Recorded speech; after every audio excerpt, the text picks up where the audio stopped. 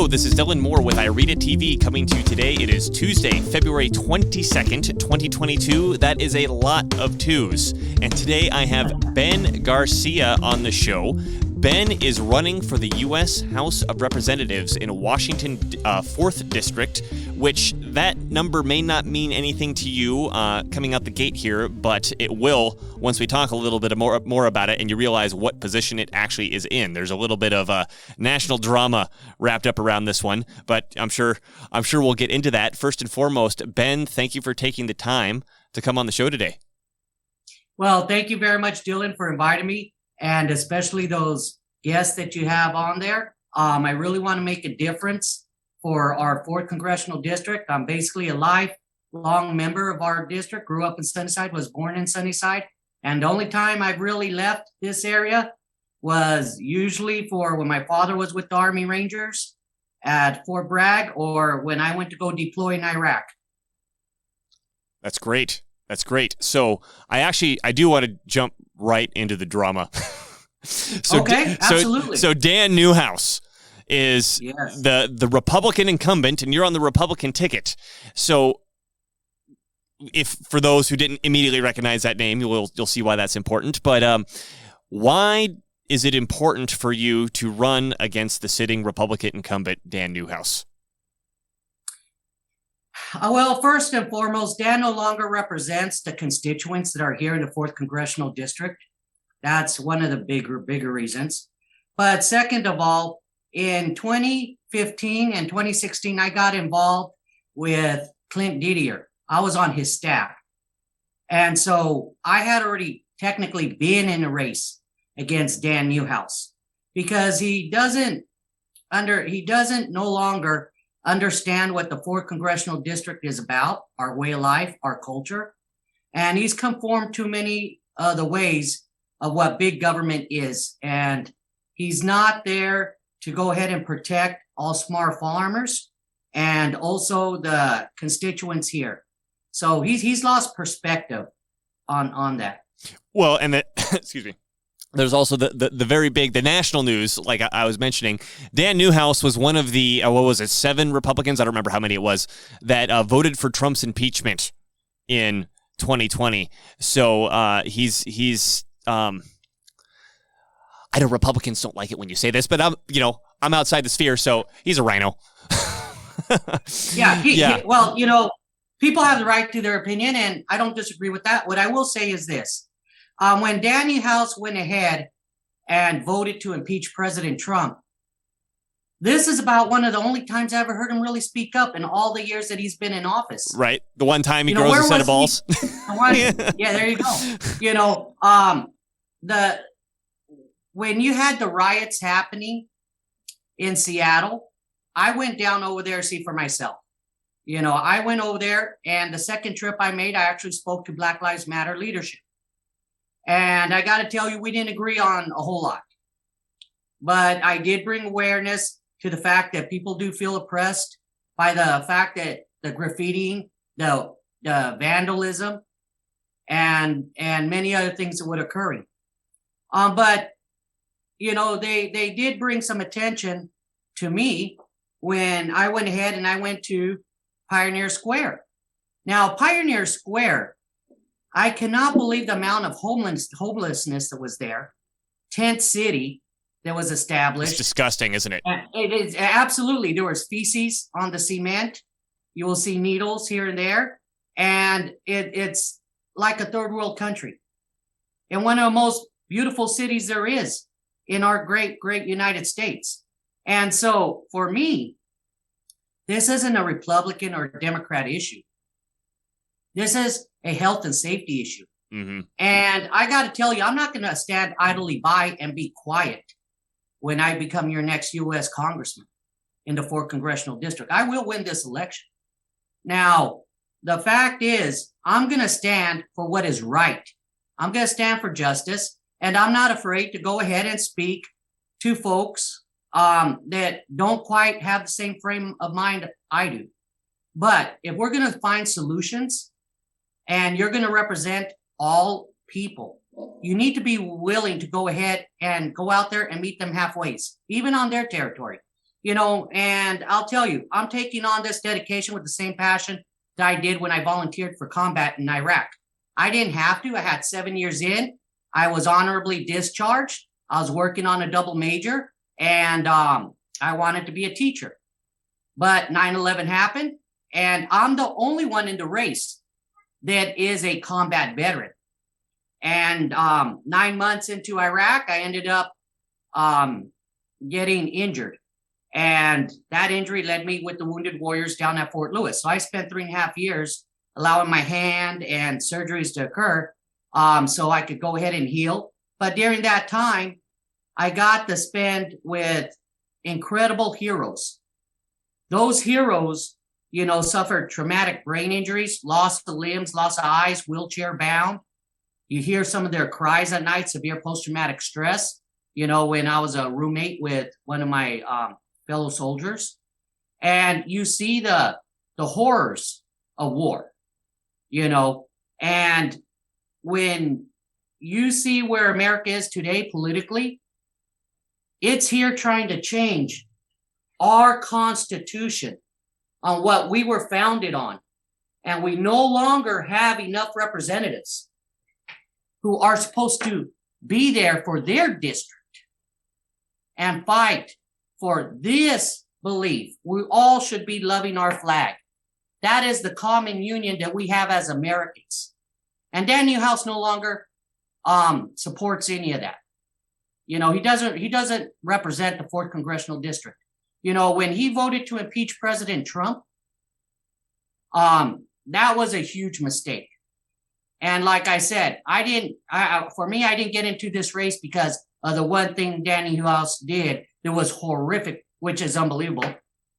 I entered this race in 2015, 2016, when I was on staff with Clint Didier. So I'm a constitutionalist. I'm going to protect our freedom. I put my money where my mouth is, and I wear the scars that show it. And I'm the only candidate that's done that.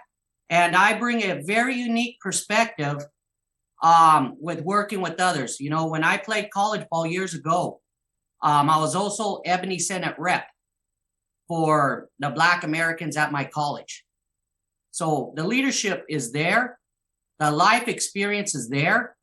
Motivating people and working with them on all demographics is there.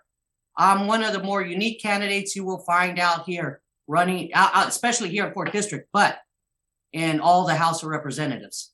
I bring a very unique life experience. What is your most important point on your legislative agenda?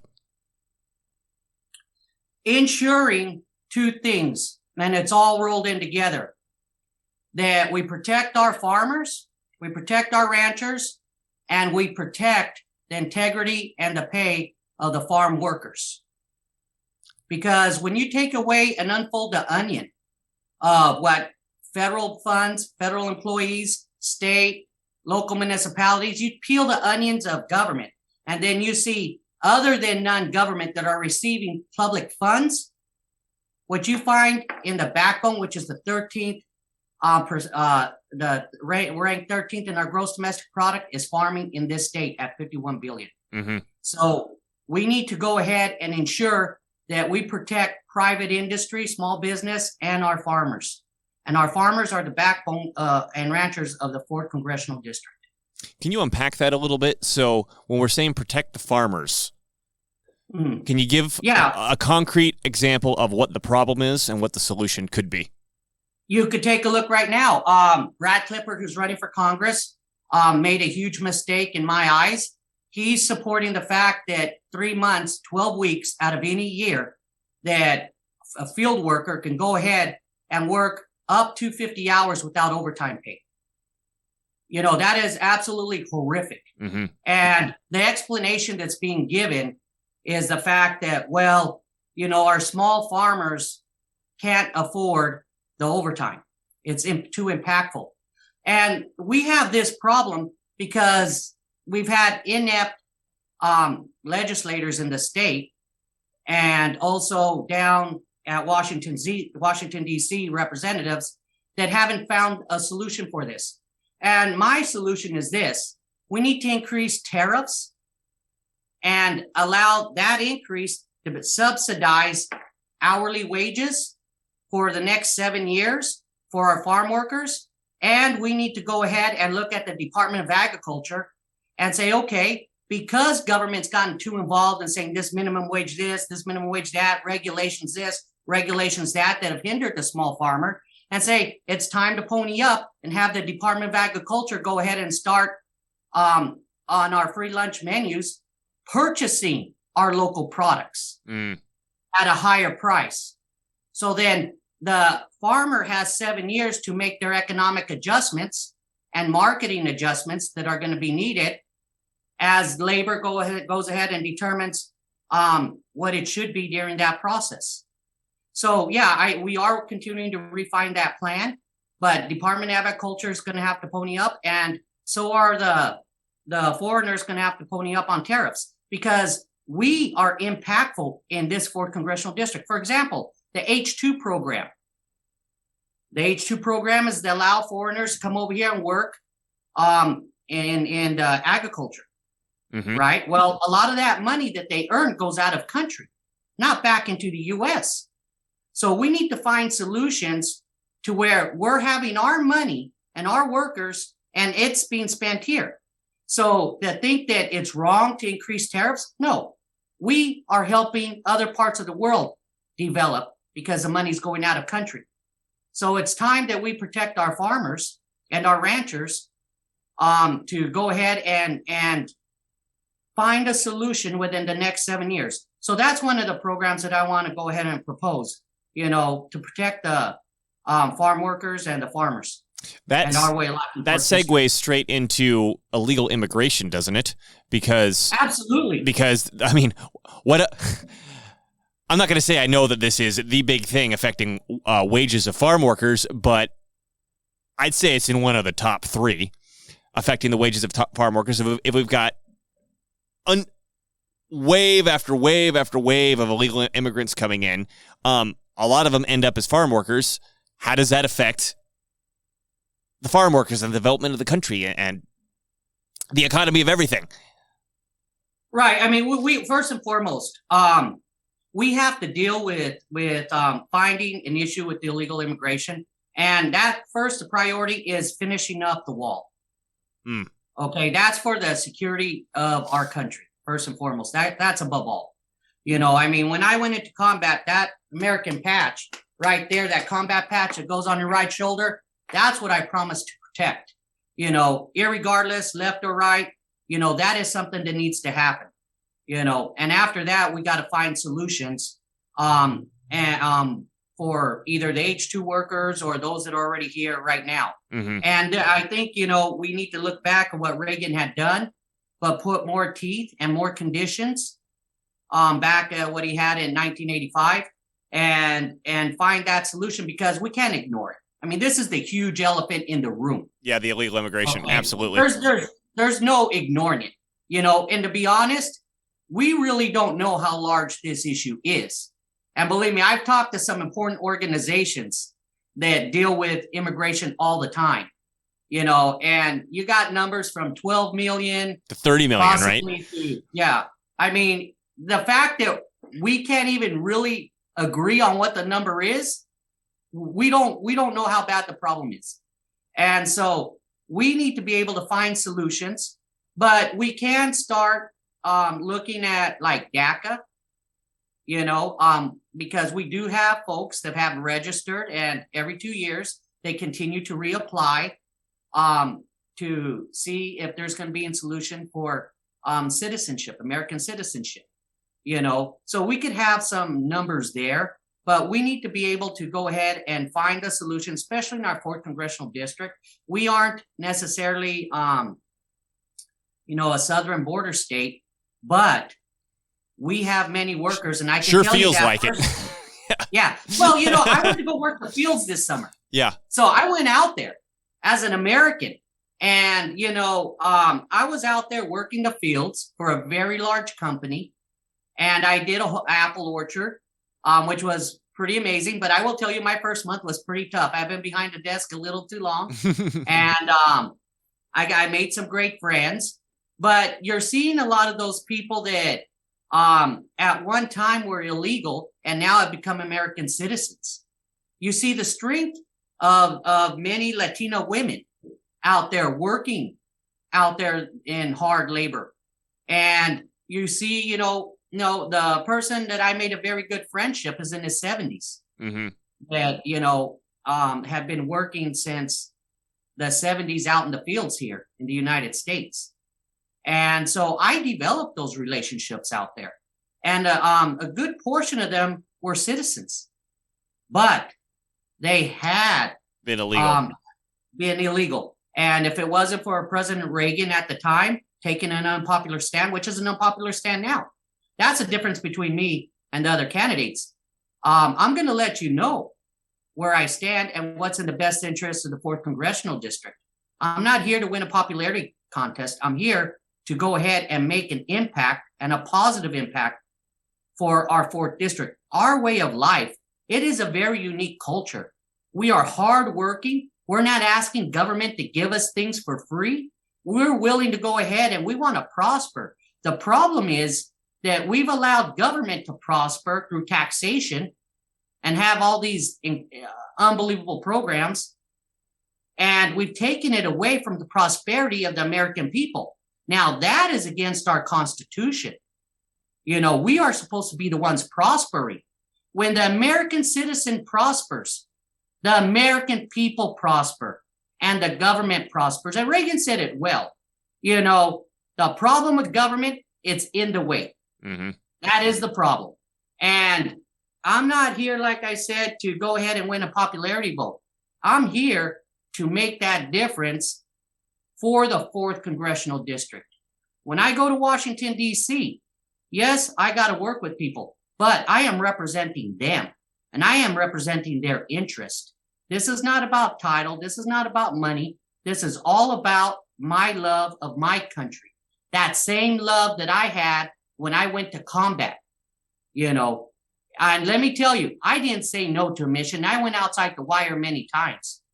So I don't have a problem going out there and defending my country. I still don't. But the fact is, now it's just in a different manner. The uniform came off, but the persistency of making a difference for my country has not changed whatsoever. How would you say that your ethnic background has shaped your identity today? It has. And I look at people, I look biblically to give you an idea. When my day is done and the Lord calls me to my permanent life, he isn't going to say my Latinos. He isn't going to say my Natives Americans. He's not going to say my Black Americans. He's not going to say my Indian. No, he's going to say my people. Now here, we look at and we break things into demographics. And I look at people the same way I would look at you right now. I don't care about your color or race. But there are people that do. And I can tell you, I'll share this small point of what I mean. I'm a pretty happy-go-lucky individual, and then I can be a very no-nonsense type of individual. Well, I can tell you, my father, who worked with the union labor after he got done with the Army Rangers down at Hanford, had back in the I think it was 1977, had been involved in a discrimination lawsuit. So I was in second grade, and what occurred was the fact that we started getting phone calls, threatening phone calls at our house. And this was a time, not cell phone. This was a dial tone, old phones. We had one phone in my parents' bedroom, one phone in the living room, So we started getting threatening phone calls. Then one night we came back from the drive-in in Sunnyside, watching Star Wars. And so we come back, and I'm in the back seat with my brother, and my dad says, stay in the car. Now, he had driven an old Dodge Magnum, maroon Dodge Magnum. Well, it wasn't old, it was new at that time, Dodge Magnum. And he says, stay in the car. You don't get out of the car for no reason. So I looked up because I saw the direction my dad was going. He was going behind the car. We had parked under our carport. And this white guy who's in the passenger seat, who I can still remember, I see his hair, curly black hair, white, at the passenger seat, tells my dad to go in front of the car. As he gets toward the middle of the car, they gunned it. And he jumped out of the way. The only reason he survived was because the tires peeled out on gravel. He moved out of the way. We got out of the car. My dad took us into the house, and he had gone after them. I mean, that's the Ranger side of him. But obviously, he didn't catch those folks. But my point is this. America has changed a lot, and I'm about civil rights. That's one of the reasons why I was Ebony Senate Rep. But it was that moment in my life that I had not noticed had made me determine that whatever it is that I was going to pursue, I was not going to back down. Now, unfortunately, that was over discrimination and over the fact that, contractors didn't want to lose a government contract over discrimination, amongst other things. But that impacted all our lives, and it's not something that I really talk about often.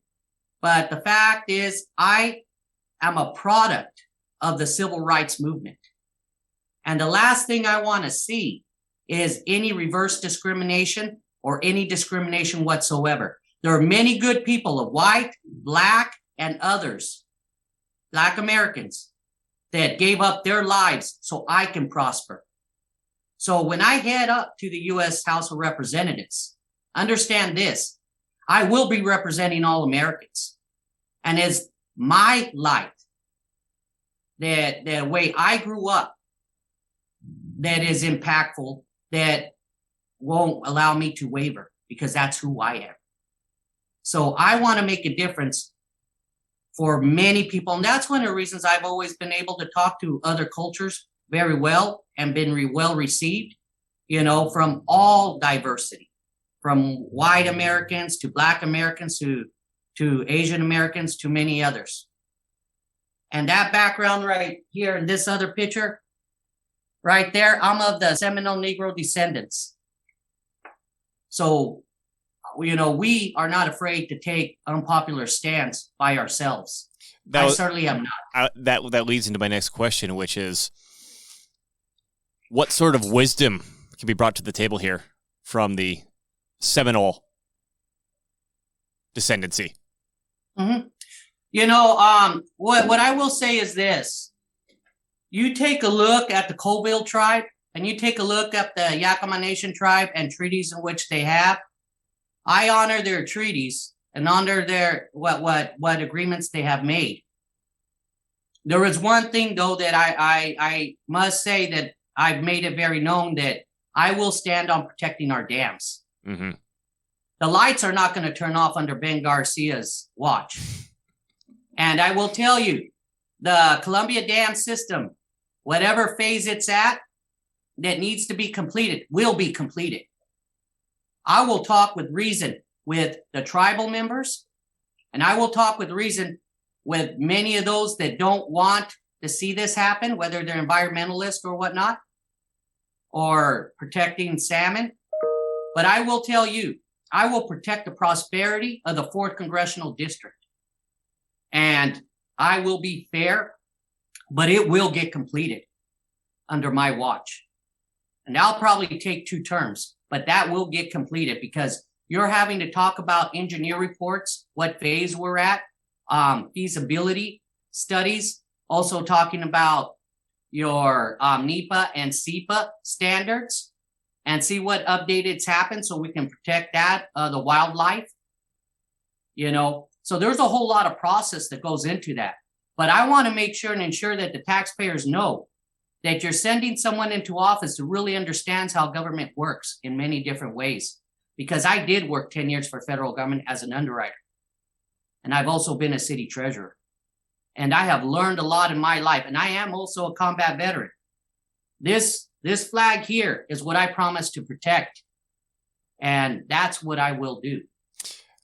How did your experience in combat affect your attitude for determining and accomplishing your goals? I'll tell you one thing. My father was an Army Ranger, so we were who we were when we grew up. All the military did was improve me.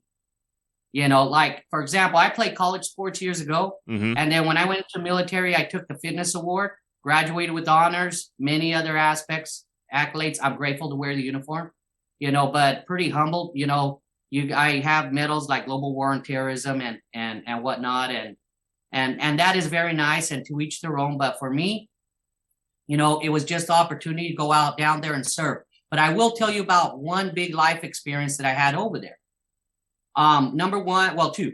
Number one is having faith in God, first and foremost. And it is the Lord. I give him all the glory. It is the Lord that's motivated me to get into this race. And it is the Lord that protected me when I was downrange. I walk in his steps that for me to follow. But I will tell you the second impact. I'm out on a mission. We're near a mosque.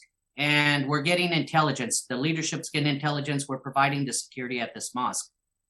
And I see, and I don't know the exact age of this youth, but he was about 8 years old, I would say.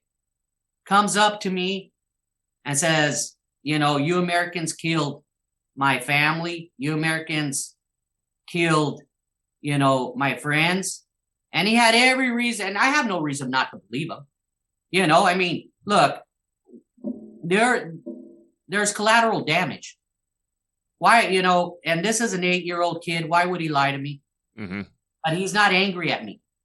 You could see that he's strong. This is not your average, 8-year-old American compared to an 8-year-old that's living probably all their lives in some type of conflict or combat situation. Very different. We're very protected here in America compared to other countries. And then he tells me he had every reason to hate me. I'm surprised he didn't pick up a rock and throw it at me or something. Mm-hmm. But he was restrained, and he goes, I feel sorry for you Americans. And, I was going to be a teacher, and I'm like, my goodness, what wisdom does this kid have? He's saying, I feel sorry for you Americans. Mm-hmm. And I asked him, and I was kind of wanting to hold my tongue, but I needed to know. Why do you feel sorry for us? I thought I had the answer, but I wanted to hear it from him. He goes, because you have everything and you don't even know it. Mm-hmm. That's the truth. Here in America, we have so much abundant opportunities. Now, those opportunities are shrinking because government's getting bigger and more regulations are happening for special interest groups, whether those be corporations or those be whatever education, whatever they may be. But you still, at this point, have the choice to pursue your life goals and dreams, the American dream. Is it easier than it was, 20 years ago than it was when I was growing up at 18? No. But you can still achieve that. You can still have people that show you that don't even come from this country and manage with their skills and with their ambitions to make a very good living to being wealthy. And we take a look, and I look at the failures, whether it's part of the education system or us as parents, is the fact that you have an opportunity to go to school, graduate, and try to focus on whether you want to look at trade or you want to go to a higher educational institution, but you have options. Or if you want to just go ahead and pursue your endeavors after high school, that there is a backbone there in place, a set of blocks for you to prosper. And you take a look at how many fail to do that. I learned one of my bigger life lessons in college when I was playing sports. My coach sat me in his office. He goes, you've got a lot of ability. You've got a lot of skills. You're ambitious. But one thing you failed to do. You failed to go to the library, son, and study about baseball. Not that you can't play, because I know you can. But that's the thing. As parents, we're supposed to tell our children, you need to hit those books. As much skill as you want to go out in the basketball court and school somebody out there is the same type of ambition you should go ahead and hit these books. And that's what makes America great right now, is that we can correct this. In another country where that 8-year-old is, he might not even be alive. But where he is at, there's no guaranteed moment you're even going to be around to see the next minute. See, we're a blessed country, but if we continue to just close our eyes or eyes wide shut, whatever you want to say, and not fix the things that we need to fix, we're going to be a product of failure instead of dreams. And that's what we need to fix right now. Because government is not necessarily the solution. It can help, but it is not supposed to be from cradle to grave. They are supposed to be limited. We, the people, are supposed to prosper and tell them to work for us. Absolutely. They're supposed to be in service to us. Absolutely. And that's my whole life. You know, I did AmeriCorps. I've done the military. I've gone into combat. I've worked with at-risk youth.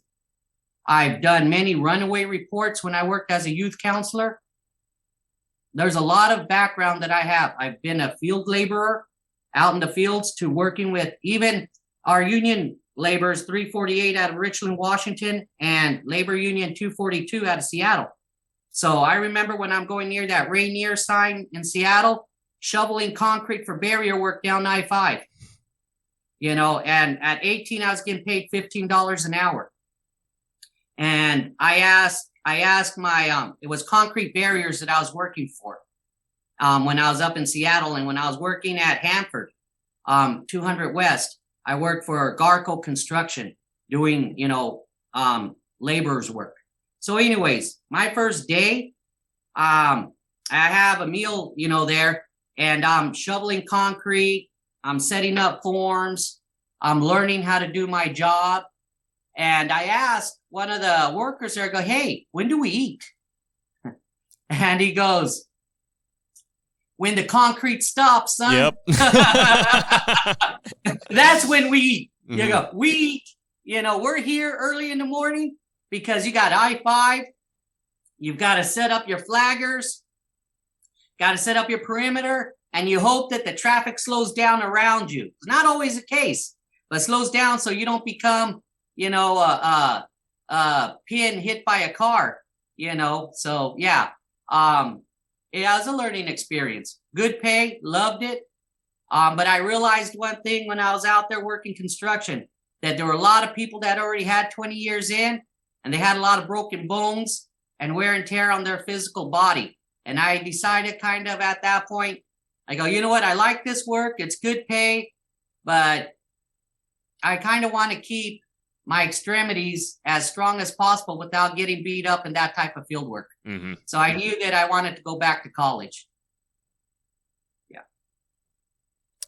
So I'm incredibly curious to the answer to this one. Okay. How do you feel being matched up against Loren Culp for this position? Happy. Yeah. Yeah, Culp. He. I'm gonna tell you. And then, real quick, I just want to let everybody know who's might be watching this out of state. Loren Culp ran for governor last time around against our Imperial Führer Jay Inslee, and lost. But he had incredible grassroots support, and I mean, maybe he didn't lose. We did invent mail-in voting here in Washington State, so who knows what actually happened? But officially, he lost, and Führer Inslee is still in charge, slapping masks on everybody. So he has now turned around and is going after, like Ben Garcia is, Dan Newhouse's spot. So just letting everybody know who that is in case they didn't know. So go ahead. All right, yeah. I'm going to tell you what I think of Loren Culp, and I helped him on 2 of his campaigns, and he flat out attacked us at the Bend County Republican Party, mm-hmm. that we weren't patriotic enough, that where were we to support? He just cried. He is a baby. I'll tell you, no, Loren Culp, he knows this. He knows this. I have no problem telling him to I was his gonna say, face. should we get a cage match going on here? You know what? It would be his big mistake. I'll tell you that much. And he knows it. He knows this. But I will tell you, you know what? I'm 5'0". I played college ball. I had a chance to wrestle in college if I wanted to. And I took the fitness award with the military. You look at me at 5'5", and then you look at other people well over 5'5", a foot above me. And then you see, when I go in to win, I'll give it all. You better bring it to the table. Well, the wrestling mat being a little short helps. It can. There's some disadvantages, but it can. But I will tell you this. Look, I initially had looked at supporting Lauren Culp till Dr. Raul Garcia got into the governor's race. Mm-hmm. So Culp and I and his team had a little friction before he had won the race. But I still supported Lauren Culp after the primary, because certainly I did not want Jay Inslee in there. Mm-hmm. Now, I'm going to tell you, Lauren Culp has no idea of infrastructure, no idea of dams, no idea. He went into a 4th congressional red district race, and he's going to lose badly. And I'll tell you why. He has no idea how this 4th district works. One thing going into a governor's race in Washington state, another thing actually being and understanding the people and how the environment works and the culture. Ask yourself this question: if Lauren Culp was so popular and so good, why didn't he stay in that congressional district? Because he knows that the incumbent Republican there will wipe the floor with him. That's why.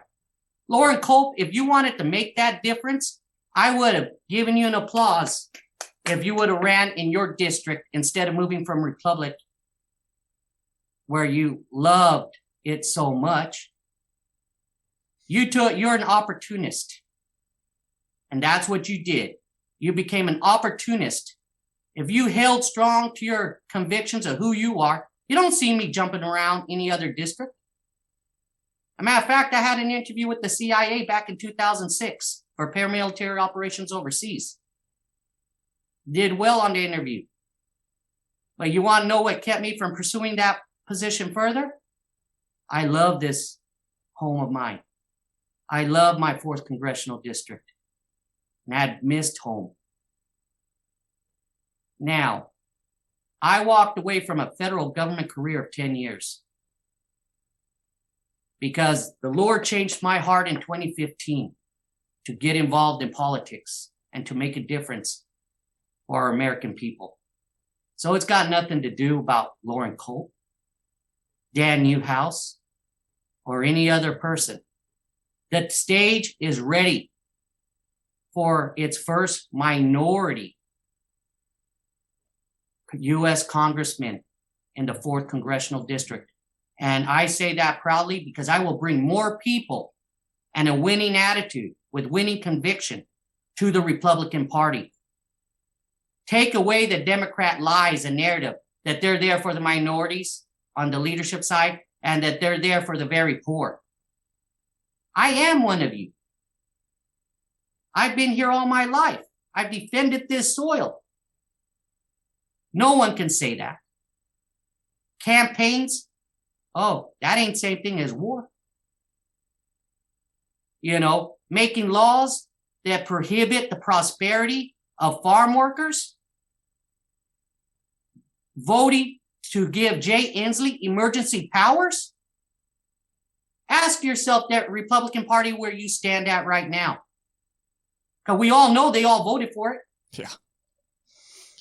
Ask those 1,800 people, state employees, that have their lives affected right now, that might be on the unemployment line, why time is ticking, trying to figure out how they're going to pay their mortgage, trying to figure out whether they can keep their child in private school, trying to figure out how much of an impact their retirement just took.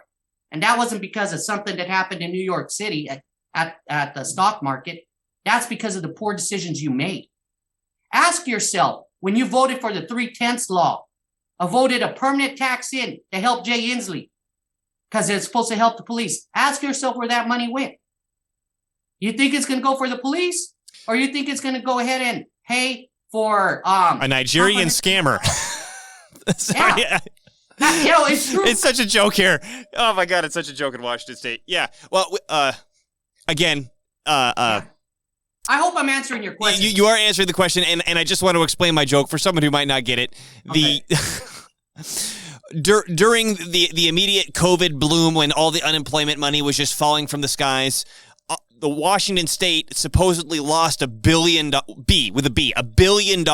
a Nigerian scammer, and the woman who was in charge of the unemployment agency turned around and got hired by the Biden administration for her great work. I doubt the Nigerian scammer story, but $1 billion is missing, and so I'm guessing that's where that money went. Is why I brought it up. So yes, you did it. You did answer the question, and that was an epic smackdown of Lauren Culp, and I'm happy to host a cage match here as well if that's in the future. I'm all right with that. My next question is, what have you found to be the most frustrating thing running for Congress?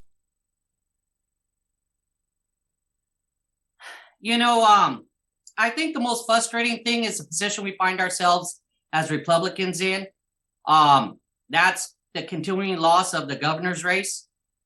And that's also the fact that we only have 3 Republican congressional representatives, U.S. congressional representatives, because that is the biggest thing.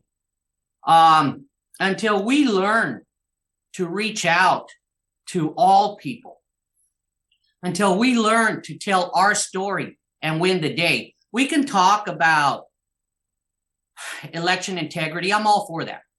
I'm all about, making sure that American votes count correctly.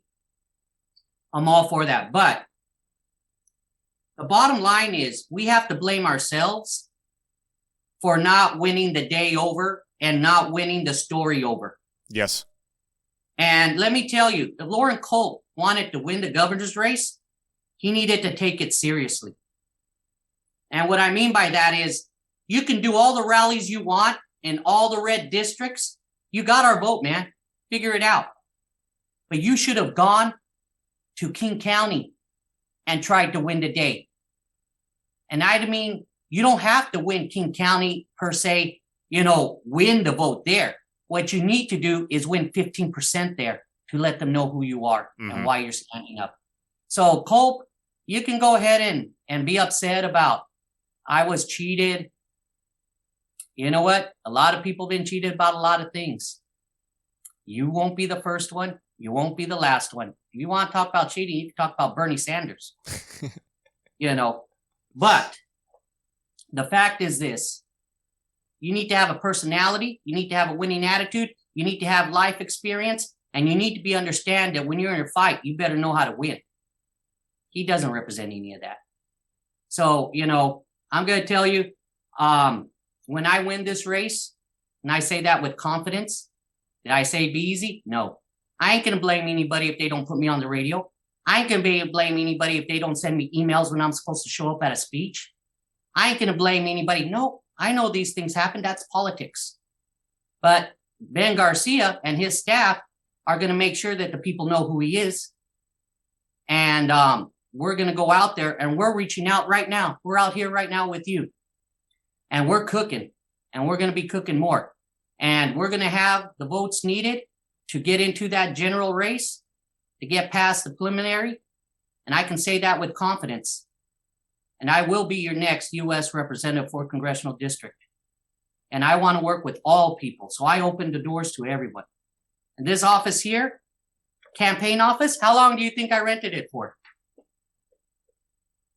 This is a campaign office. How long would I rent a campaign office for? Most people would rent it until the election is over, but I'm guessing you've rented it beyond that. You take a look at this beautiful office here in Sunnyside, Washington. This office is here for 36 months, baby. So I'm running right after, so we can make the difference that we need to make for this 4th congressional district. Not only do you have the 3 offices that are in the congressional districts, I'm going to be paying for this out of my pocket and to have it staffed so people can come in and say, Ben, I don't like the job you're doing, or Ben, I like the job you're doing, or to just come in and have a cup of coffee with us. I am a people person. I don't just go to who the money donors are. If they want to give me money, fine. If they don't, fine. I want $10. That's what I want from the people. $10 a month to make that difference, to win. To vote, bengarcia.com. Go over there, put $10 a month. I was listening to someone, a donor, a big donor, at an event. Don't give Culp your money. Let me talk to you here. I cut in. I'm not bashful. I'm respectful, but not bashful. And so I went over there, spoke to him. I go, look, I gave Dan Newhouse this much money, and Dan, I'm not happy with. Let's just put it that way. I respect that. I understand that. And his question is, if I give you this money, what are you going to do for me? I say, you know what? Keep your money. I should want to do this, irregardless. At a senior, I gave her a couple of phone calls, and she's living in a senior home, senior facility. And she goes, I really love your message. I really want to make a difference, all this. And I like, thank you very much. She goes, I'm going to start donating. So then I called her back the next day because, I told her I would. And I had just getting ready to have a meeting. So we ended up our conversation abruptly. Gave her a call the following day. And she goes, hon, I will donate $10. It makes it a little tough on my fine. I go, don't worry about it. Don't worry about it. Look, I'm not here to take money for those that can't. My heart is to serve the people. And I told her, you know what I want from you? Keep your money. Keep your money, please. You know what I want? Would you pray for me?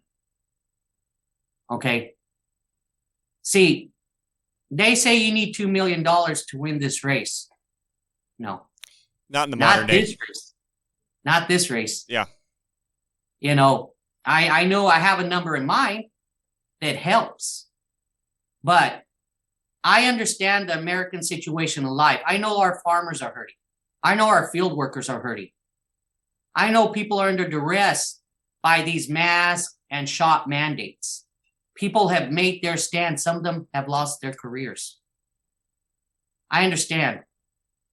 Government has oppressed us, both state and federal. And that is the problem. All I ask that you give me a fair look. And when you take a look at what I've done in life, it speaks for itself. It's above all others that are in this race. I go, nobody goes to work the fields because I went to go work the fields, and I will say it was a great experience, but the first month physically was very difficult for me. I'm not going to lie about that. 10-hour days, getting up a lot earlier than what I'm accustomed to. Mm-hmm. And, and working hard labor. It was a little hard, but my spirit is strong. I may be aging a little bit, but I'm still a strong man. But I wanted to go out there and have that experience, and it was worth every bit of it. See, when we sometimes get to a high position, like I did with the federal government or other things, sometimes we forget what got us there. Sometimes we forget about the other people that struggle difficult with their lives. I don't. I know it is difficult. I know you got to have compassion, but you also have to do the hard thing to make this country better. So when I go and I talk and I give my speeches and I talk to other people, I don't need to lie to them. I let them know, hey, there's some things that I'm going to do that are difficult, and You might not like that, but if we're in a union here, and what I consider a marriage, because I know when my wife and I, we ain't going to agree on the same cup of coffee. It just ain't going to happen. But everything else we agree on. I didn't have a silver spoon in my mouth. I come from a strong military background of warriors throughout our history, of people that aren't afraid to take that stand by themselves. I'm not here to win a popularity contest, but I'm here to make a difference for you and to win your heart. That's what I want to win. I want to win your heart. That's why our motto is God, family, country. I'm not being politically correct. I'm not asking you to convert into a Christian. I'm saying what this Constitution, Declaration of Independence, the preamble, Articles of Confederation to the U.S. Constitution, a lot of that is Holy Scripture in there. I'm here to protect those words and to protect that American dream. Not for some, but for all. For all people. That segues into my next question. I'm happy you brought that up. What can you tell me about the relationship between the foundations of the country and Christianity? When you take a look at the Holy Scriptures, our Creator, prosperity, for example, those are in our Holy Scriptures, our Bible, if you want to go to it. The framers of this country, they might not have agreed on, let's say, the same God, but they agreed in principle and in writing, and they're full-fledged of prosperity, that this is the document that we will agree on. They agreed that government and people are not the full answer, that our freedoms came from our Creator above us. And today, we have government that believes the opposite on both ends. When you go and you take your oath of office, especially as president, you're there on that Bible swearing to protect us Americans and our Constitution. A lot of damage has been done to that, what the framers created. And that creation was based on the belief of Holy Scripture, amongst other aspects. But that's what we're founded from. And we need to return back to that. There's no need for a new constitution. They can't even get Ukraine right here in this administration. And you're going to expect these type of leaders to go ahead and know what's right for us. They're the problem. Biden's been in there longer than I've been alive, basically.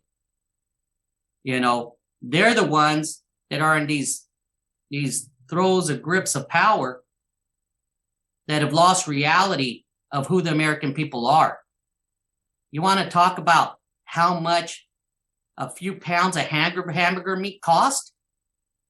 Oh, I was surprised. Really? You mean you don't understand the regulations you're putting on the American people?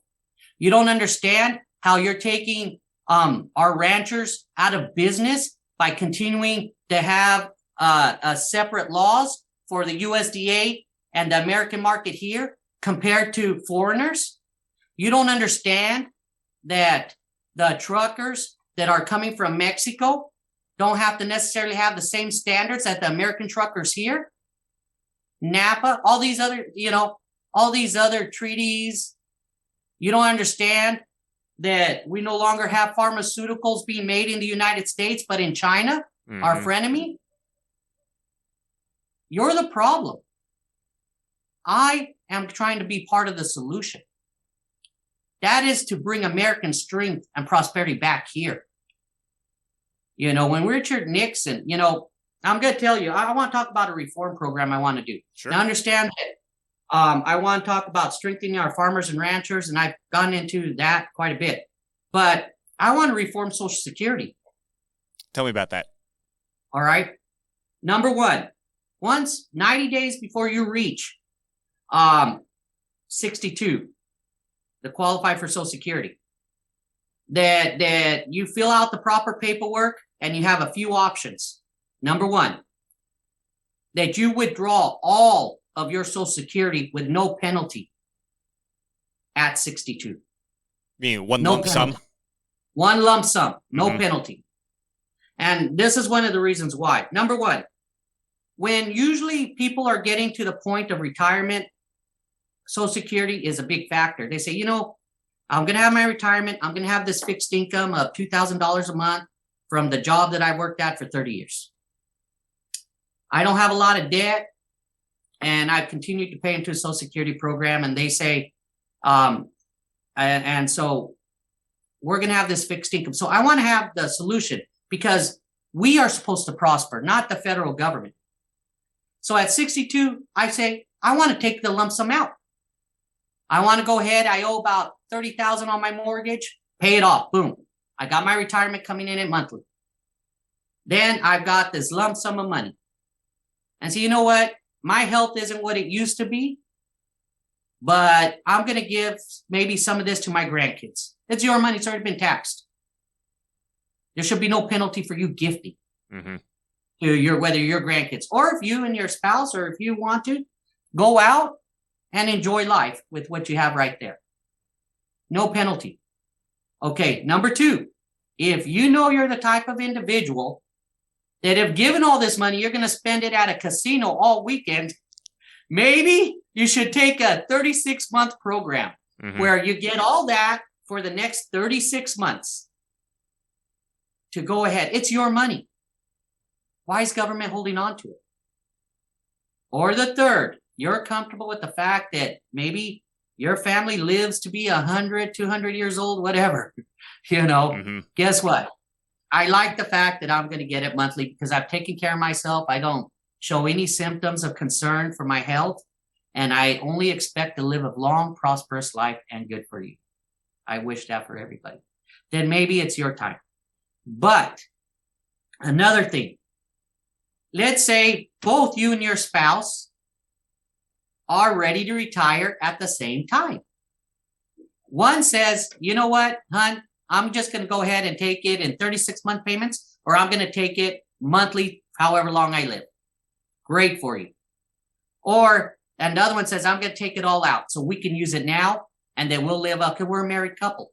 Why should you be penalized when both of you work into the system and say, you got to have, once one, you become a widow, one dies and the other. You should be able to pull it out, both of you at that moment, and utilize those funds. It's not the government's funds.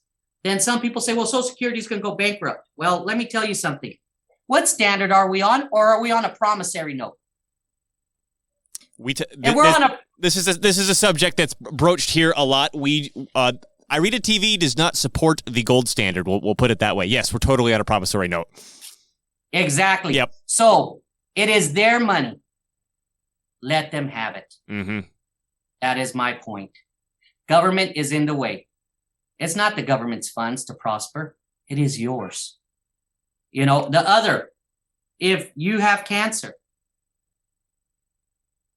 your primary doctor says you have cancer, your specialist doctor says you got cancer, within 90 days, you qualify immediately for Social Security disability. Not to the point that you can no longer work. Because I want to see people try to have that opportunity to survive and keep families together. If you have a household of 5, mom or dad comes up with cancer, they go, I got to work. I got to work. So you put off your medical, what you need to do. Right now, you should be fighting for your life. You might not earn the same money that you're going to get off disability, but it is something there to help pay a bill or two, meet your medical obligations, and give you the best opportunity to survive, to keep that family together immediately. And that's one of the things I want to change for Social Security. So that's some of the Social Security reforms that I have in plan. Well, and cancer reminds me of forced vaccinations. Can I ask you, or I am going to ask you, yeah, what's your stance on these forced I hesitate to call them vaccines because it's actually an experimental gene therapy, the COVID vaccine. But all this stuff coming down of you have to take the vaccine or get fired. You have to wear a mask or get fired. You have to follow our ever-changing, constantly maneuvering COVID rules at any second, or else we take your income away, we fire you, we kick you out of whatever. You can't come into the grocery store anymore. Tell me your stance on that entire kit and caboodle. I'll tell you right now. I am against forced vaccination. I'm even against forced masking. You know, if you're a state or federal job, they should not be forcing anything like that on you, period. What if it's a private job? If it's a private, that's up to the business owner itself. You know, I mean, I hate to say that, but I don't want government interfering too much with private business. I really want to limit that, because once we continue to open those doors, they don't get shut, and then you get an administration such as this that may be abusive. Who knows what could get worse? So I am very much about state rights and accountability to the federal government. So if you've lost your position, you're one of the 1,800 people that had to retire because of this or that, or lost their jobs or were fired, I want to retroactively find a solution to where you're paid out and you're accounted for, and that you're taken care of. And in some cases, it's probably too late for the damage on other people that has occurred already. But I want to rectify that wrong. That's what I want to do. And I will fight for that, because government should not interfere with your constitutional rights whatsoever, to say that they know what's better, especially, you know, if you're so confident that these vaccinations, alleged vaccinations work, then why do we need a mask? If you're so confident, then why can't we sue the maker, the pharmaceutical companies? If you're so confident, why can't we debate anybody who's approving them? Yeah, you know, and so for me, you know, if people want to take the shot, that is your business. I will not tell you no. But I have a larger concern is the fact that they want to vaccinate our youth. You know, and we're talking multiple vaccinations here. You know, first and foremost, minimum 3 at this point, right? Yeah, exactly. You know, you take a look. As a child, you go and you get vaccinated in school, but that was after it'd been tested for many years. But you only took one shot. What's with the multiple shots? You know, you're looking at these pharmaceutical companies that lost horribly in lawsuits over payments, making people addicted. They made their money. And take a look at the amount of damage that was done toward the American people. And now we're trusting them and giving them a green light to continue to do all these other things. Absolutely. I don't agree with that. You know, and to me, it seems more political. The fact that, oh, you're against vaccine. No, I didn't say that. I want to see things tested. I don't put anything into my body unless it's been tested. I don't even drink coffee, you know, and stuff, or pop, you know. But the fact is, you know, things need to be tested for our health and safety, and to go ahead and take away the fact, the one thing that the American public right has to a lawsuit if something horrible has happened to them. You're taking that right away from them? Absolutely not. Tort laws are there for a reason. You need to be able to go ahead and defend your right.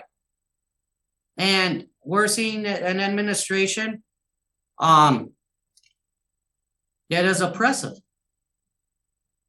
And it's not acceptable. You know, Trump didn't make it mandatory. He gave the waiver, but didn't make it mandatory. Mm-hmm. And Joe Biden does what Joe Biden does best. He's just a liar. And he takes orders from whoever's controlling him. Yes. Well, look, it's no secret, as he was working as his law degree, that he plagiarizes. No secret that this man has no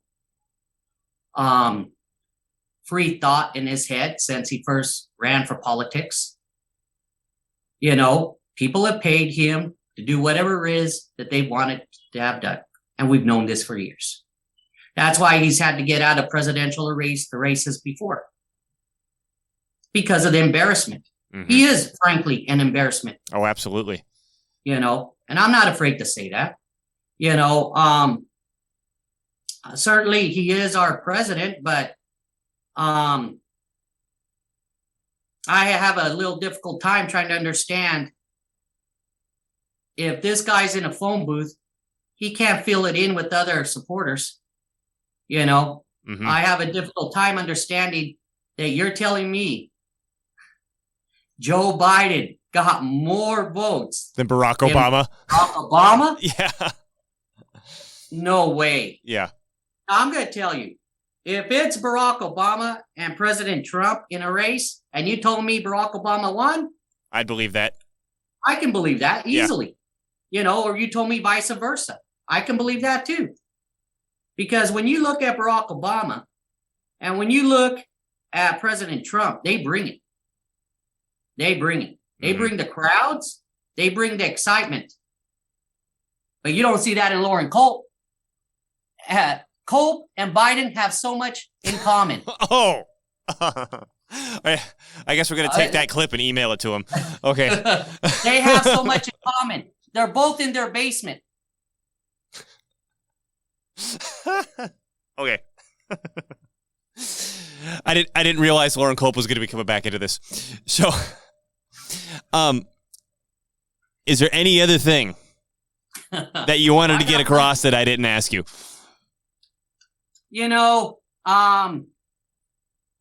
I want to make sure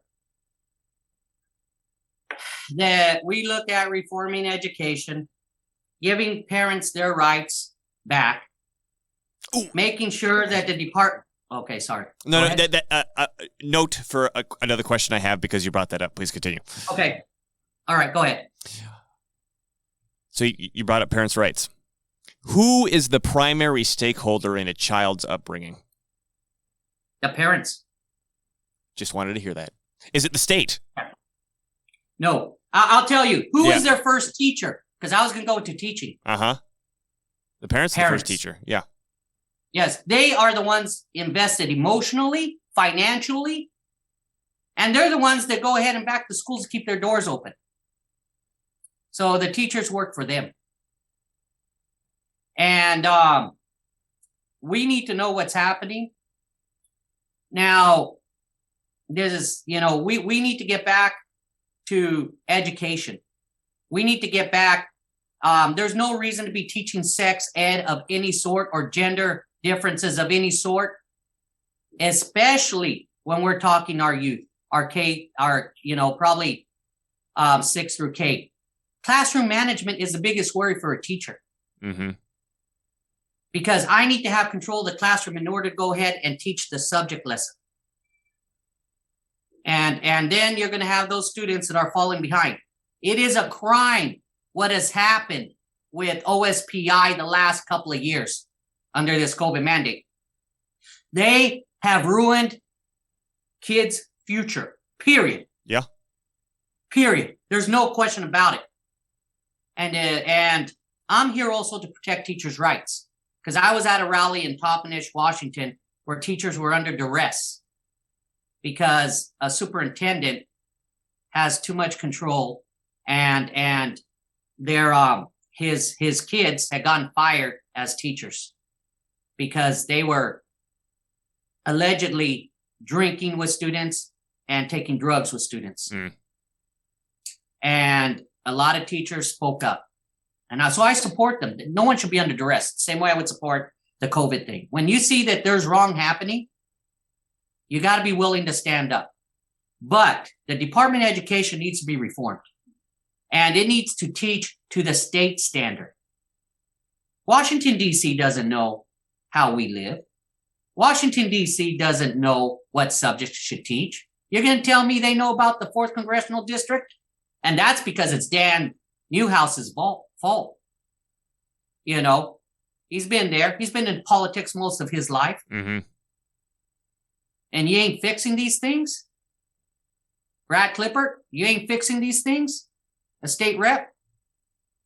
You know, these things need to be fixed. You need to give back the authority back to the school board. You need to give back authority back to the state. You know, we know what's best for teaching. Look, if you're an educator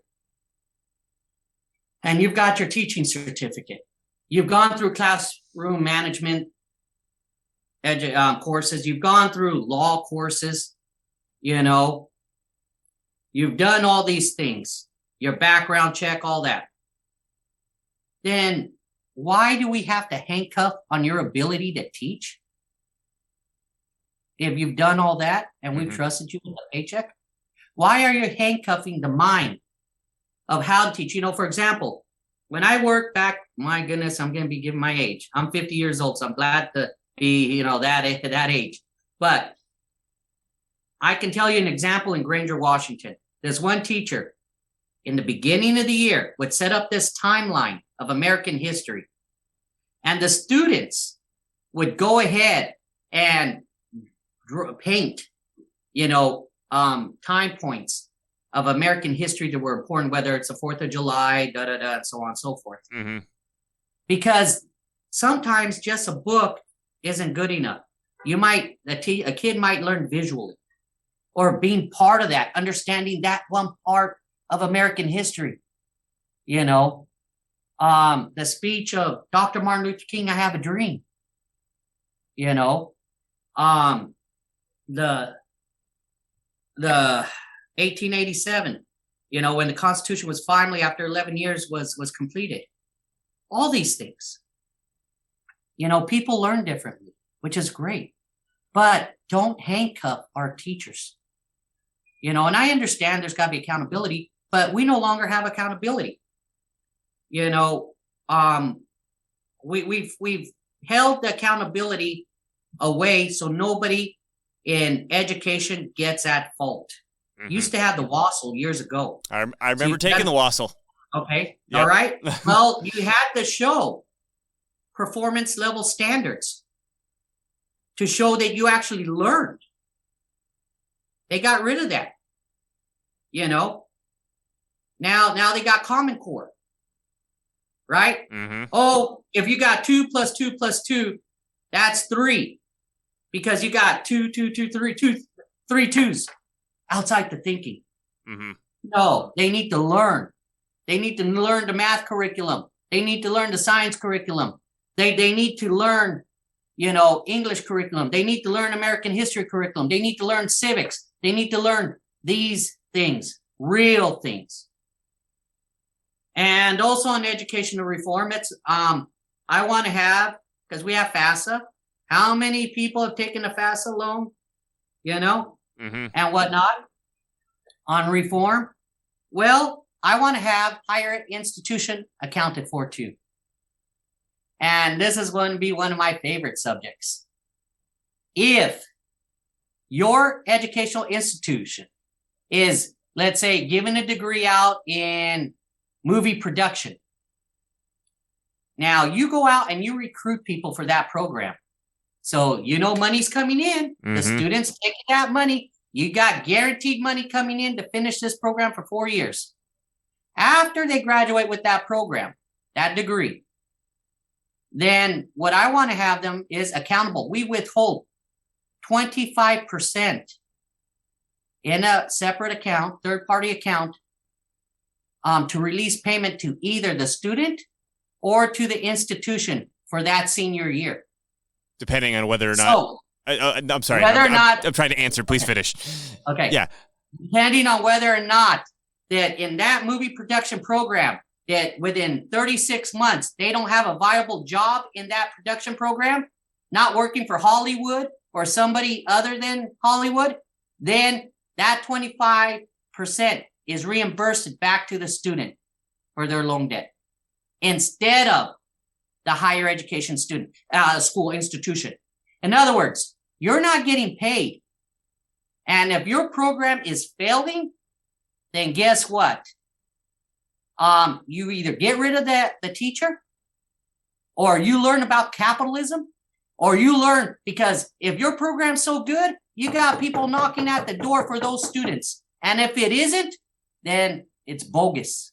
So, I mean, all the women's studies and transgender studies professors shouldn't have any problem with this idea at all, right? No, I won't. Because I'm sure, all of those people are having their doors beat down for the extensive productivity that they put back into the system with the education that they've received. I just want to eliminate scammers. Yeah. I want to make our education institution viable, performance level, and credible. They should be thanking me. Absolutely. Absolutely. Okay, now, repeating the last question I just had. Anything else before we wrap up? I do want to find a solution for our farmers and ranchers and their economic hardships on employment. But I believe that all men are created equal, and I believe every word of our Constitution. It is the second greatest document, and that with their help, we will find solutions for them. But do not back somebody who's going to take away somebody else's prosperity legally, because you know how hard it is to keep a farm up. You know how hard it is to work those long hours, and to make a law that takes away and strips overtime from hardworking people. And understand, they're not all H-2 workers, because I was out there myself. And some of those that were illegal are now American citizens. Don't take away food off another American's plate. We're a better country, and we're a greater country, and we are the country that the world looks at, even if we have leadership such as Biden. Everybody still knows that America is the stance for freedom. And I believe in that 100%. I will not make no law that is unjust. And I will have accountability for the things that have happened for Afghanistan. Now, I'm not saying I'm going to hold people in jail. What I'm saying is I will hold accountability for our American troops, and I will fight the hard line, and I will not back down. I am a different type of Republican. I am the future. Thank you, Ben Garcia, running for U.S. House of Representatives in the Washington State 4th Congressional District. What's your website? It is votebengarcia.com. Votebengarcia.com. Great. Well, thank you again, Ben, for taking the time to come on the show today. This has been Dylan Moore with IRETA TV. You can find us at ireta.tv and follow us at the social media of your choice. You can find it on the top menu. We're on everything. We've been banned from YouTube, Ben. Are you proud of us? Wow. Yeah, I am, Hey, you know what? We need to see about Trump getting you on his stuff. Oh, that'd be awesome. I'd be very happy about that. All right. Well, thank you again, Ben. And so this has been Dylan Moore with IRETA TV, and thank you for watching, and we'll see you next time. Thank you, Dylan.